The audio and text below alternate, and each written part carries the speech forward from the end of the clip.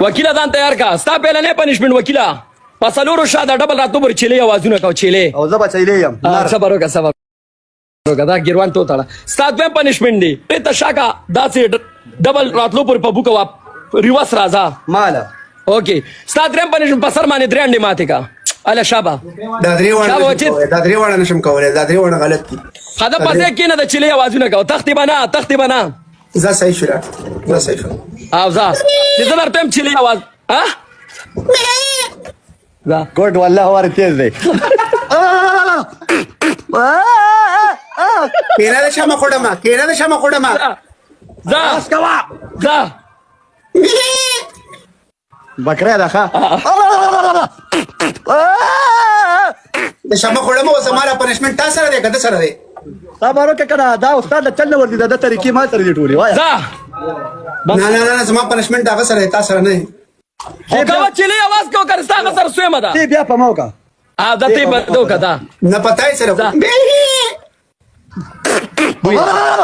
بوی متیاز یو کې د دې سلو کې اواز کا وکیلا بس اخلاص نه ډبل نه راغلی لا چرته ما خلاص اواز یو اواز دی یو اواز وکبل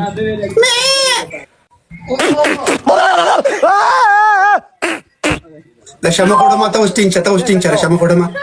لکه غندوا نه ولګیدو تاریخ ولیکا چې درې بچی ورونه په کسابه خرڅ کړ اے رډب غری جړه